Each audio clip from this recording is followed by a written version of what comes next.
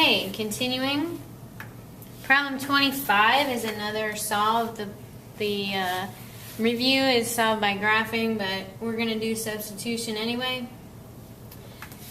You can see the work right here. The answer is 1, 2. If you have any questions, you can see me on that. 26, a car rental agency charges $25 per day plus 12 cents per mile to rent a certain car. Another agency charges $21 per day plus 9 cents per mile to rent the same car. How many miles per day will have to be driven for the cost of the car from the first agency to equal the cost of the car from the second? Now, since they want miles per day, that means days equals 1. Okay, and the system of equations is here. We've got $15 times each day plus 12 cents per mile must equal $21 times each day plus 9 cents per mile. Okay, but D is 1 since they only want miles per day. So 15 plus 12 cents times M equals 21 plus 0.09. Sorry, typo there.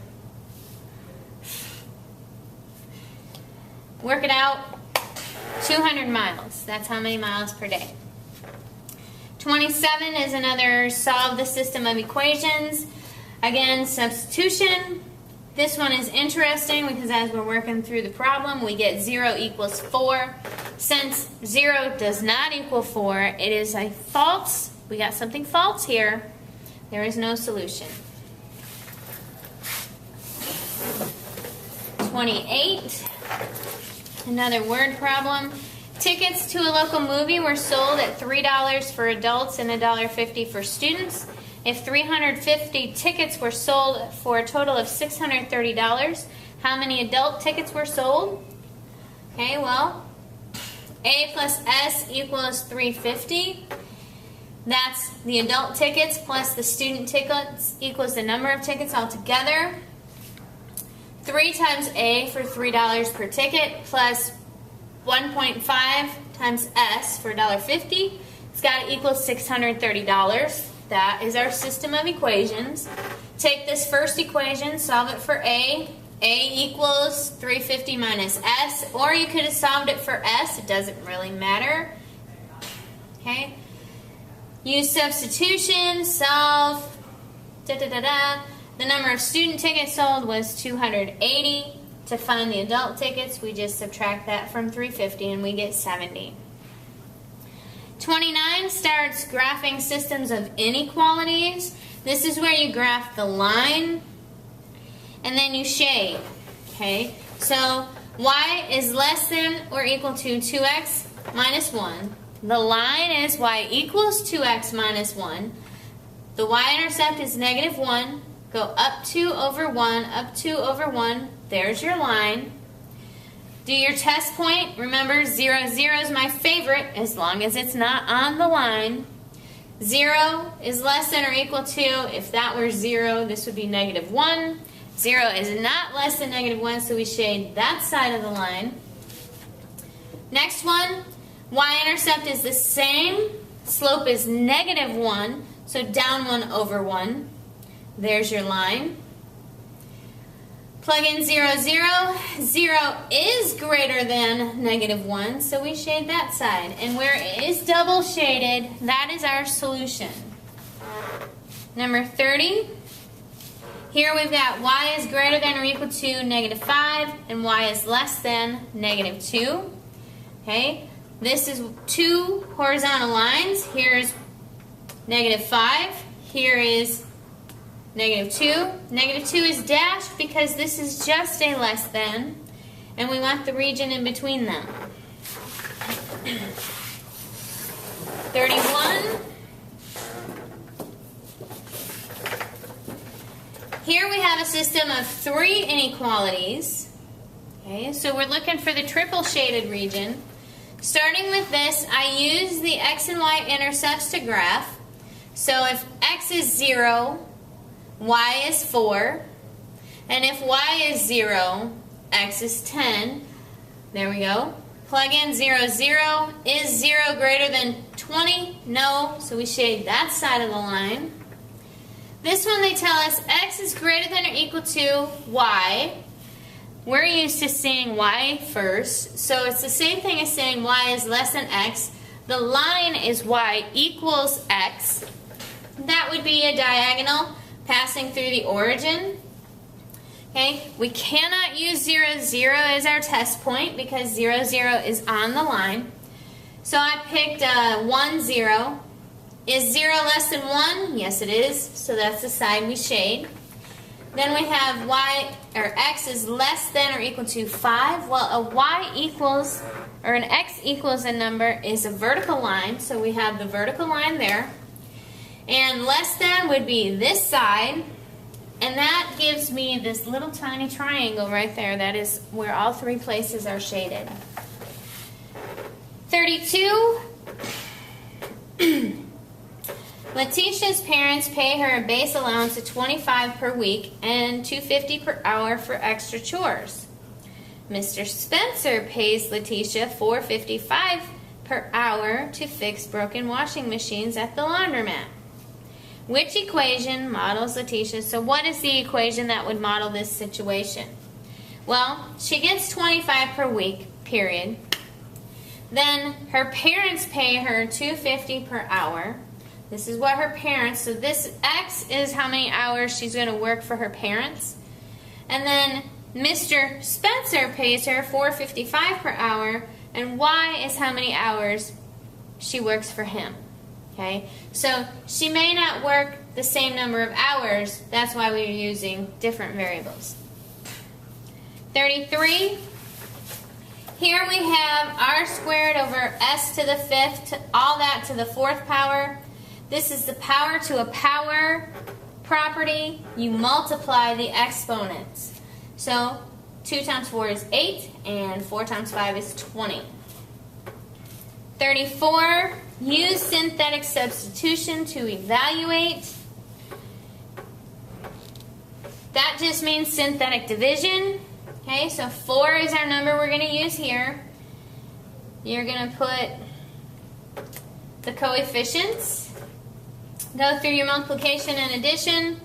168 is the answer. If I had to evaluate, this is the answer. Now, I skipped a few because they're on the next one. I was trying to save space. I went to 38. 38, I believe, is to find the real number solutions. Find the real number solutions. V cubed minus 3v squared equals 0. I would use factoring to do this, because I see v squared will go into both of these. So I factor out the v squared. That gives me v minus 3 equals 0. So v squared equals 0. V minus 3 equals 0. V equals 3. And v equals 0. Not going to do plus or minus here because 0 is not positive or negative. Okay. Next one. Now I go back to 35. 35 was to graph f of x equals x cubed minus 5x. This one, I think I did one like this on another review. I factored it and I found my zeros. The zeros are 0 and positive or negative square root of 5, because when you set each factor equal to 0, that's the way it's going to work.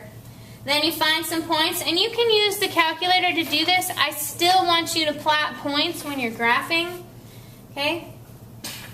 Oh wait, this is exam review. These are going to be multiple choice for the most part. But you got to pick the right graph. Alright, so when we graph it, we plot the zeros, we find out what's going on between the zeros. Using our knowledge about end behavior, this is an odd positive. So it's going to be down, up, basically. 36. This is a combining like terms problem. We don't even really need the parentheses. They just throw it in there. 7 and 6 is 13. There is no a cubed term, so it's just minus 9a cubed plus a. And then 9 and 7 is 16. 37. Factor the polynomial. It's the difference of two perfect squares. So we got 5y plus 8, 5y minus 8. Done. 39. A division problem. I use synthetic division. You can use whatever you want. Okay. So 3, and then I've got to have zeros to represent the y squared and the y term. Bring down the first one, start your multiplication, division, or an addition. The answer is x squared plus 3x plus 9. Remainder is 0, so that means that y minus 3 is a factor of the original, of the dividend. 40. Find all the zeros. Okay. Well, the first thing I do with this type of problem is I start by plugging it into the calculator, into the y equals, and then I hit graph. Now, if the graph doesn't first appear, hit zoom standard. Hit the zoom button. Number 6 says Z standard. Use that one. It'll take you right to that standard screen, which is positive 10 to negative 10 on your x and y's. With that, I see that it looked like they went through these 3 points. I still verify that. To verify that, there's a couple of ways. You can use the calculator. You can go to the table, which is on the second graph, and look at the points where you think it's close.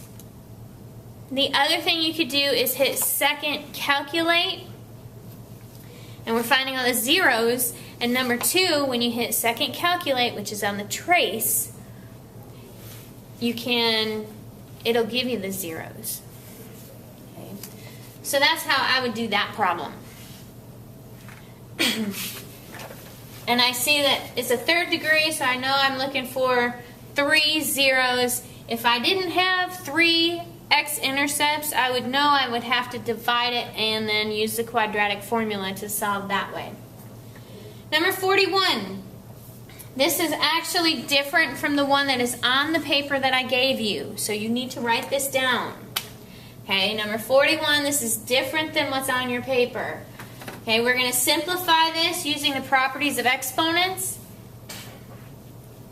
Okay, I start here. This is the original problem.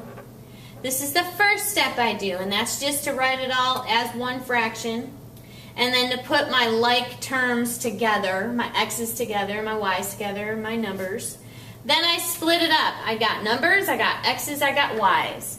Okay, this just is x because x cubed plus negative 2 is x to the first. That's where that came in.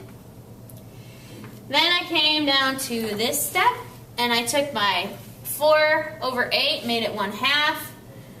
X squared, x over x to the negative first. You subtract the exponents. That's going to be x to the first minus negative 1, which is 2.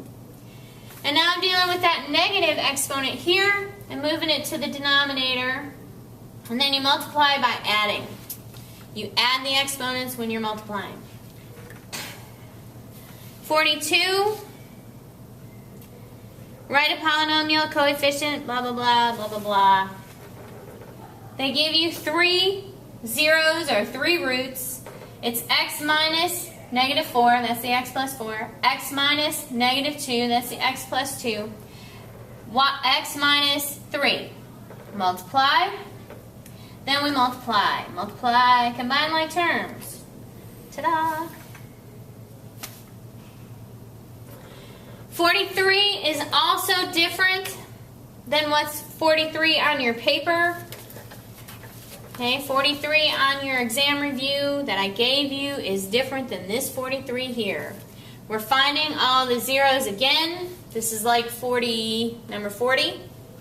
Okay, and again, I use the calculator to do this.